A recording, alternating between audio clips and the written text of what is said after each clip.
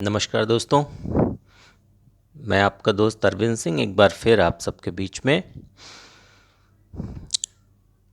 मुझे उम्मीद है कि आप सब स्वस्थ होंगे, शारीरिक रूप से भी और मानसिक रूप से भी अपने आप को पूरी तरह प्रोत्साहित कर रहे होंगे। और इसी सिलसिले में आज मन किया कि आपसे कुछ चर्चा करनी चाहिए। दरअसल मेरे पिछले 2-3 वीडियो के आधार पे मेरे कुछ मित्रों के फ़ोन आए और कुछ चर्चा हुई।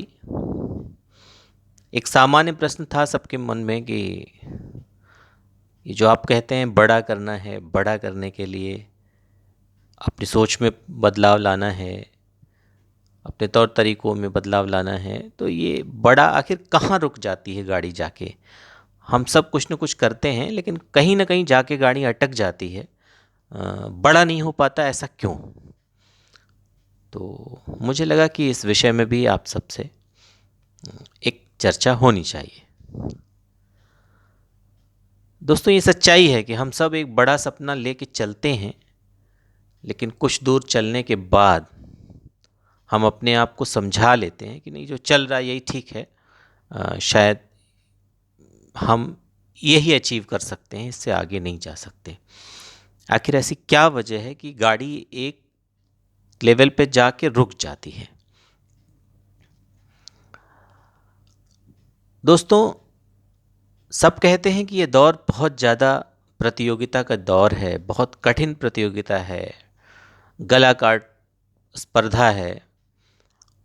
मेरा ऐसा मानना है कि ये दौर, मुझे लगता है कि सबसे कम प्रतियोगिता का दौर है, सबसे कम मुश्किल दौर है। बस हम थोड़ा सा समझ नहीं पाते, इस वजह से हम उलझ जाते हैं।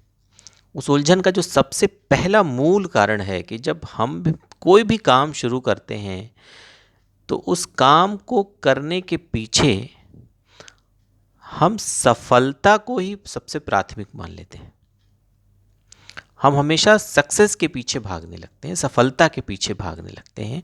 और सफलता का, आप फ्रैंकली कहूँ तो सफलता का पैमाना अब सिर्फ पैसा रह गया है। हम पैसे के पीछे भागने लगते हैं, जबकि सच्चाई ये है कि पैसा बाई प्रोडक्ट है। Money is not a primary product. पैसा पहली चीज़ नहीं है, प्राथमिक चीज़ नहीं है जिसे आप पाना चाहते हैं। पैसा हमेशा बाई प्रोडक्ट होता है। बाई प्रोडक्ट का मतलब कि आप कोई काम करते हैं, उस काम के बदले आपको पैसा मिलता है। यूं ही आपको पैसा नहीं मिलता। पहले आप कोई काम करते हैं और सामने वाला जब आपके उस काम से खुश होता है, उस काम से सेटिस्फाई होता है, तो आपको उस काम के बदले आपको पैसा देता है। इसका मतलब कि पैसा क्यों मिलता है? आपके काम के बदले। तो महत्वपूर्ण क्या हो गया? आपका काम महत्वपूर्ण हो गया। अब यही वो चाबी है, यही वो कुंजी है जिस चाबी से आप कुछ बड़ा अचीव करने वाले दरवाजे का ताला खोल सकते हैं। वो चाबी क्या है? वो चाबी है स्किल, कुशलता, किसी काम को करने की श्रेष्ठता। और इस चीज़ की निहायत कमी है आज हमारे समाज में। आज मार्केट में अगर आप किसी काम में आ रहे हैं जिसे आप प्रतिस्पर्धा समझते हैं, बिल्कुल इतनी कम प्रतिस्पर्धा तो मुझे लगता नहीं किसी दौर में रही होगी। अब आप कहें गजब की बेवकूफ़ी की बात कर रहे हैं, एक ही काम को इतने सारे लोग करने लगते हैं, आप कह रहे हैं प्रतिस्पर्धा नहीं है। बिल्कुल नहीं है। आप थोड़ा सा और ऑब्ज़र्व करिए, थोड़ा और माइन्यूट अपनी नज़र को ले जाइए और माइक्रो लेवल पे अगर आप देखेंगे तो आप खुद से सवाल करिए।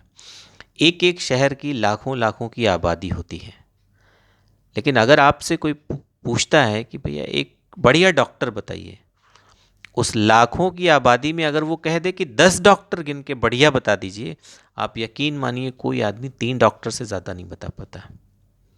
ए बी सी, बस 3, ये इन्हीं में से देख लो आप। लाखों की आबादी में 2-3 अच्छे डॉक्टर मिलते हैं आपको शहर में, 2-3 अच्छे इंजीनियर मिलते हैं आपको शहर में।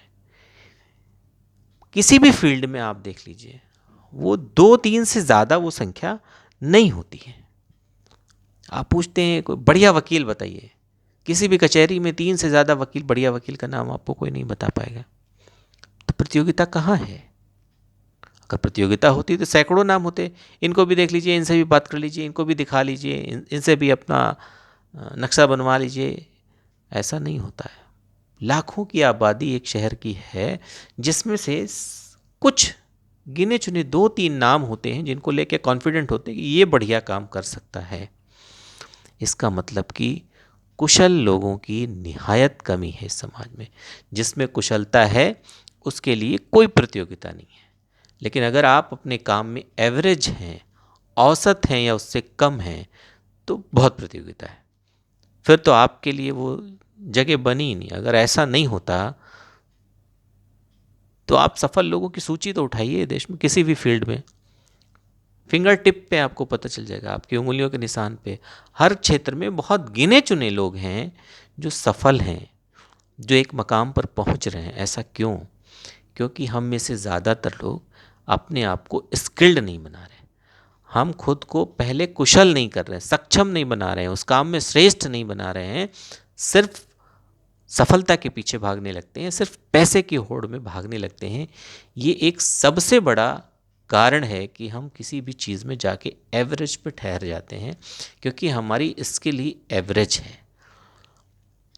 हमने अपने आप को उस तरीके से तैयार नहीं किया। ये पहला कारण है कि पैसे को बाई प्रोडक्ट समझिए। स्किल ही आपकी है, किसी काम को करने में जो दक्षता आप में है, श्रेष्ठता है, वो आपको सफल करती है। दूसरा, हमारी सराउंडिंग। आप यकीन मानिए, आज आप वही हैं आप जैसे माहौल में, जैसे लोगों के बीच में आप बैठते हैं। कोई साहित्यकार होगा, उठा के देख लीजिए, वो पिछले काफ़ी समय से वो साहित्यकारों की महफिल में बैठता रहा होगा। आप इलाहाबाद के बच्चों को देख लीजिए, जो स्टूडेंट्स जाते हैं, ज़्यादातर आपको सिविल सर्विसेज की तैयारी करते मिलेंगे। मुखर्जी नगर का बच्चा दिल्ली में सिविल सर्विसेज की तैयारी करते मिलेगा, लेकिन कोटा का बच्चा वो इंजीनियरिंग मेडिकल की तैयारी करता है। इसका मतलब कि आप जिस तरह की सराउंडिंग में हैं, वो सराउंडिंग भी बहुत कुछ आपको बनाती है, आपका निर्माण करती है। आप एक्चुअली वही होते हैं, आप जिस तरह के लोगों के साथ आपका उठना बैठना, आपका मेल जोल ज़्यादा होता है, उनका इन्फ्लुएंस होता है आप पर। तो इसलिए आप इस पे भी नज़र डालिए कि आप सचमुच में कैसे लोगों के साथ आपने अपनी अपनी सराउंडिंग बनाई है। निश्चित रूप से अगर कहीं आपको कमी दिखे, आप उसे अपग्रेड करिए। आपके गांव में जो एक्सीलेंस का लेवल होगा, वो जब वहाँ से आप थोड़ा ऊपर शहर में आएंगे, वहाँ का लेवल उससे थोड़ा अलग होगा। आप महानगरों में जाएंगे तो उसका लेवल और अलग होगा। आप बहुत विकसित देशों में चले जाएं, उसका लेवल और अलग होगा। यानी हर जगह जैसे जैसे आप एक एक स्टेप आगे बढ़ते जाते हैं, आप खुद देख पाएंगे कि वैसे वैसे लोगों का बिहेवियर अपने आप बदलता चला जाता है। उनके सोचने की क्षमता अलग होती है, वो अलग तरीके से सोचना शुरू करते हैं। एक छोटे से गांव में 1 करोड़ का इन्वेस्टमेंट भी बहुत बड़ा इन्वेस्टमेंट हो जाता है। लेकिन आप लखनऊ जैसे शहर में आइए तो हो सकता है यहाँ 10 करोड़ का इन्वेस्टमेंट ठीक ठाक इन्वेस्टमेंट माना जाए। लेकिन आप मुंबई चले जाइए तो वहाँ 100 करोड़ का इन्वेस्टमेंट भी शायद छोटा लगे। तो ये अपग्रेडेशन जो हो रहा है, ये सराउंडिंग का सबसे बड़ा असर इस पर पड़ता है।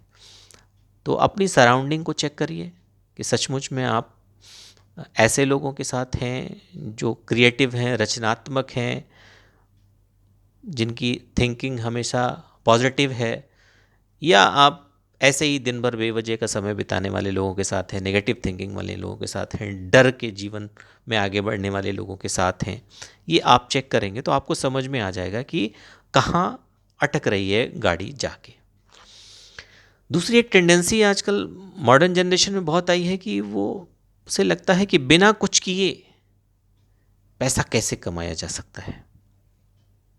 कई बार कई जगह सुनने में आया है कि नहीं, बहुत कुछ करना नहीं पड़ता, पैसा मिल जाता है। आप यकीन मानिए, अगर आप बिना कुछ किए कुछ अर्जित कर रहे हैं, जिसमें आपके शारीरिक और मानसिक रूप से आप इन्वॉल्व नहीं हो रहे हैं, बहुत ज़्यादा आप पर उसका दबाव नहीं बन रहा है काम करने का, तो आप धीरे धीरे ख़त्म हो रहे हैं। क्योंकि थियरी ऑफ एवोल्यूशन तो ये कहता है ना कि जिस चीज़ का इस्तेमाल आप बंद कर देंगे धीरे धीरे वो चीज़ लुप्त हो जाती है। तो अगर आप शारीरिक मानसिक रूप से एक्टिव नहीं है, इनएक्टिव वे में अगर आपको किसी तरह का कुछ अर्निंग हो रही है, तो वो धीरे धीरे आपको ख़त्म कर रही है, आपकी रचनात्मकता को धीरे धीरे वो मार रही है। इसलिए सजग हो जाइए। अभी भी अगर आपको ये लग रहा हो कि बिना कुछ किए कुछ आ रहा है, तो आप यकीन मानिए कि भविष्य में धीरे धीरे धीरे धीरे आपके सारे रास्ते बंद होने वाले हैं। इसलिए अभी से सतर्क हो जाइए और एक्टिव हो जाइए। ये 2-3 चीज़ें हैं मेरी नज़र में जिन पे आपको थोड़ा फोकस करना चाहिए। अपनी स्किल पे भरोसा करिए, पैसे के पीछे नहीं भागिए, कुशलता के पीछे भागिए, पैसा अपने आप आ जाएगा, वो बाई प्रोडक्ट है। दूसरा, आपकी अपनी सराउंडिंग को थोड़ा चेक करिए कि आपकी सराउंडिंग किस तरीके की है। तीसरा, कि आप किस तरह के थिंकिंग अप्रोच में हैं, कहीं आप इनएक्टिव वे में कुछ पाने की कोशिश तो नहीं कर रहे हैं, ये आप जानने की कोशिश करिए। तो मुझे लगता है कि आप सही मकाम तक बिल्कुल पहुंचेंगे। तो आज बस इतना ही, हम फिर मिलेंगे। आप लोग सुरक्षित रहिए, घर में रहिए, सारे प्रिकॉशंस लीजिए, अपने आसपास लोगों की मदद कीजिए।